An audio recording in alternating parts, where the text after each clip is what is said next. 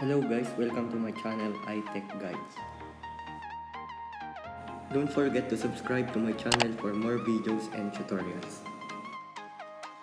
Today I will show you on how to make a ringtone to your iPhone using GarageBand or iPad also. The apps that you will be needing is GarageBand in the Cloud File Explorer and can be downloaded at the App Store. After your download, open YouTube, and for my video, I will be searching for something just like this marimba. Then open a file.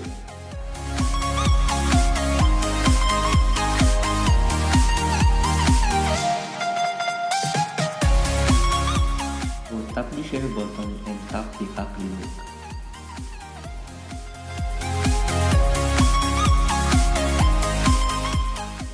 After that, go to your browser and search YouTube to MP3 converter and search for onlinevideoconverter.com. Paste the link you just copied, then tap the start.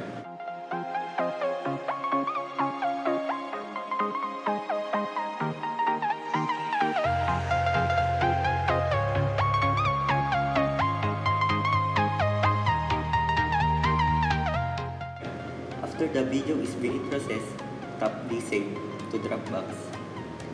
If you don't have any account, you can sign up in www.dropbox.com.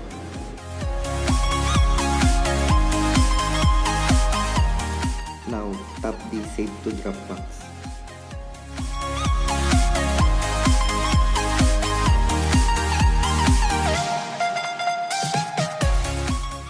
Now, tap Save.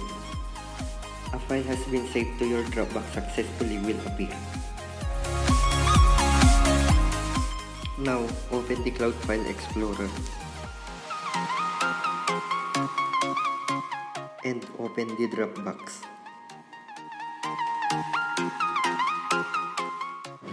Then, look for the file you have downloaded at Dropbox, then download it.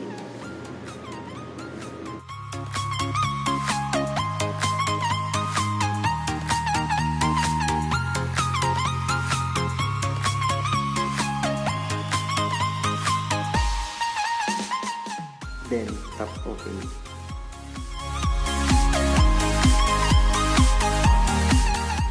Now go to File Explorer. Now long tap at it and select Share. Then Save to Files.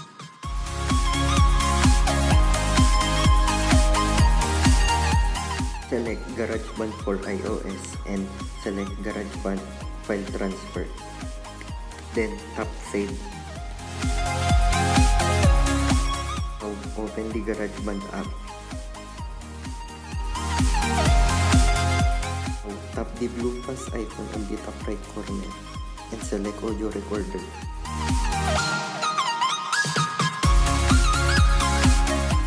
Tap the 3 small box. Now tap the white plus icon. Now tap automatic. Tap the loop icon and select files and drag the file that you have downloaded and drag it to the audio recorder. Now tap the equalizer icon. Turn on noise gate and compressor.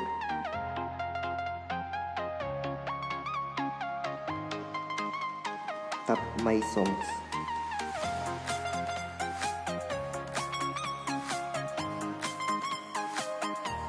Now long tap the save file. Then select share. Choose ringtone and tap continue.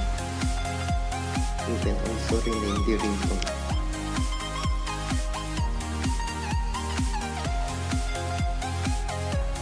And tap export.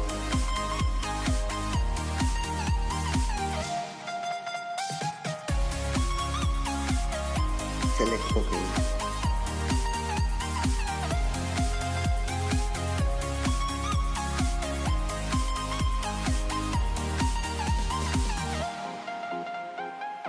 Now you can check it at sound settings and set it as your ringtone. I hope you enjoyed the video. Thanks for watching.